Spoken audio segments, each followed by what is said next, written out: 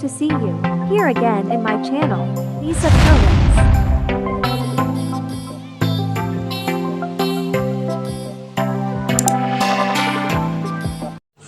So, for today's video guys, pakita ko sa inyo paano gumawa ng chaya.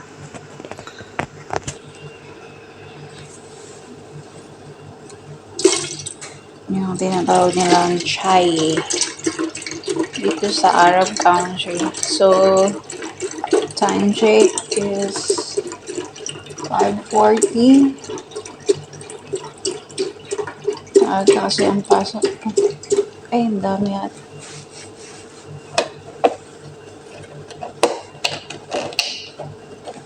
And then, gagawa ako ng French toast. Partner ko sa chai.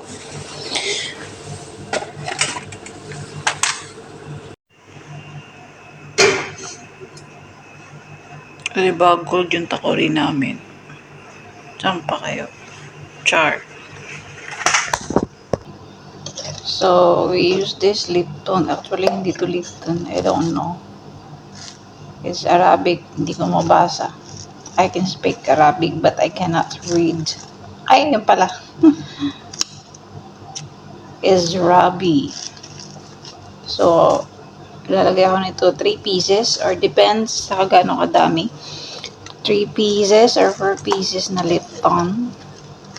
So, syempre, tinatanggal ko yung ano. So, ganyan. Dapat na piraso lagi nilalagay ko. Gusto ko kasi dark yung kulay. So, lagay na natin. And then, para pang tinatawag nila tong hell. Okay, pakita ko sa inyo yung sample ng buo. Ground na kasi to. Ito yung itsura niyan pag hindi ground buo. Tinatawag nilang hell. Ganyan. Pang ano, panlasas chai, tsaka bagog. So, let's put this kahit mga 2 cups. Gusto ko din to eh.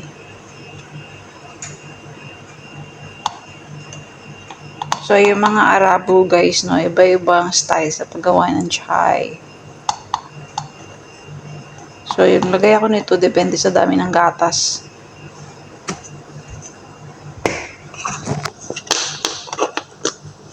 So, syempre, pagkatapos niyan, ligpitin mo yung kalat mo.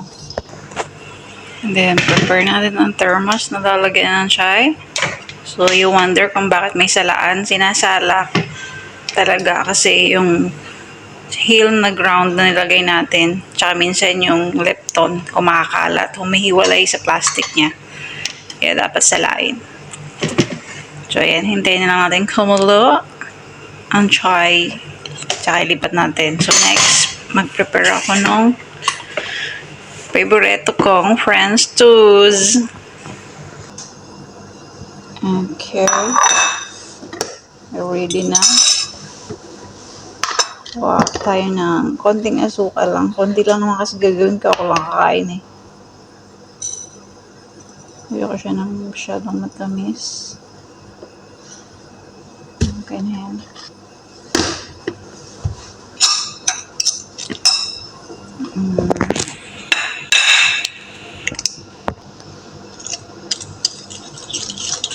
Next ko yung saglit.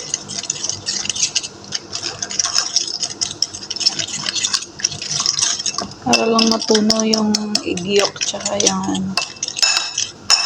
Kasi bumuho. And then, kayo na bahala mag-estimate gano'ng kadami ng fresh milk. Gusto nyo yung umapaw yan, bahala kayo sa buhay nyo. Charot. May ganun. Then, megas lang yan. Megas. Alam, maapaw na siya. Maapaw yung aking chai. Bayat? Nadurog ko yung ano eh.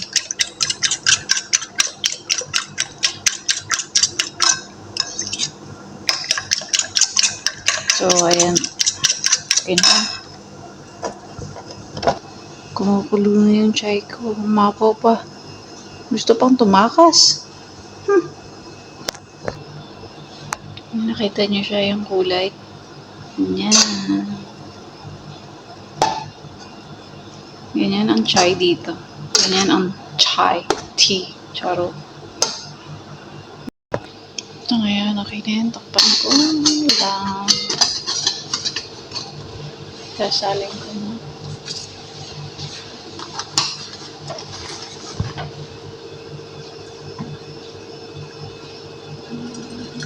So yun, nakikita mo na may mga natiiwan. Kaya dapat talaga siya sinasala. So, takpan na natin.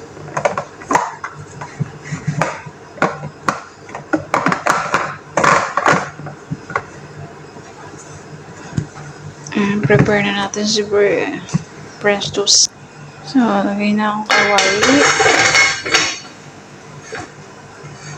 Mahinang apoy lang yan, ha. And then, may bread. Diyan na siya. Ready na. Diyan na si bread. And diyan na rin si butter. Hiwa lang akong konti. Alam niyo, gusto ko to. French toast. Kahit mag-10 piraso pa ako nito. Painitin ko lang ng konti si kawali. Saka ko ilalagay si butter.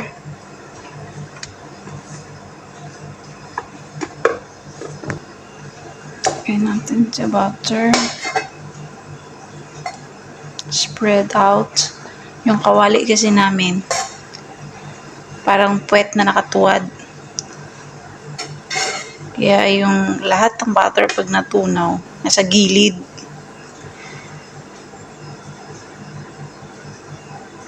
But anyway, I like it. Just, so gusto ko maraming butter para hindi dry yung French toast ko. Alam mo?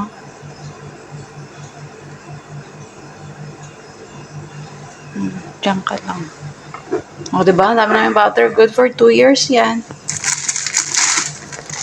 So, ano tayo? Kunin na natin si tinapay. Sausaw natin dito sa pin-repair natin. So, yan lang. Make it sure na naka-gloves para kahit kayo ang kakain, ramdam nyo pa rin malinis ang kinakain. Charot.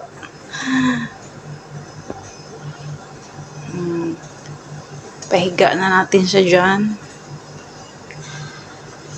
Pa ako isa.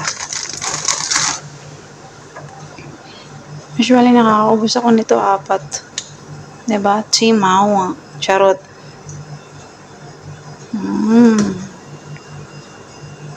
O, diba? Lahat ng pag nag-melt yung butter na sa gilid.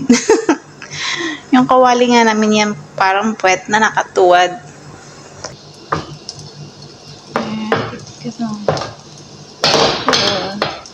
Ganito lang ang buhay naming mga OFW. So, dapat mahina lang yung apoy. Para hindi siya mabilis masunog. Kasi milk. Anyway, ganito ang buhay ng OFW. Dapat sa Pilipinas pa lang, tinitrain nyo na yung mga sarili nyo maging independent kayo. Kasi pagdating dito, kayo ang magluluto sa sarili nyo. Pag nagkasakit kayo, kayo rin gagamot sa sarili nyo. Kapag may mga problema kayo sa trabaho, stress sa trabaho, kayo pa rin ang magko-comfort sa sarili nyo. O, diba? Kaya, we proud as a OFW. Char. Diba? Malapit na maluto. Ayan na siya. Malabas yung ganda niya. Ayan na. Oh, diba? Perfect. I love it. Siyempre, purihin mo yung trabaho mo.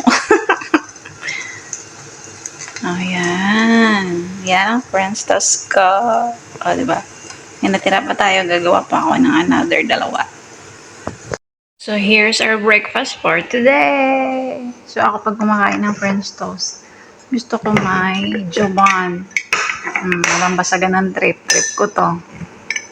May mga tinapay dyan. May mga owner yan. So, yan ang gusto ko dyan sa French toast. So, and have a good day, everyone. Thank you for watching.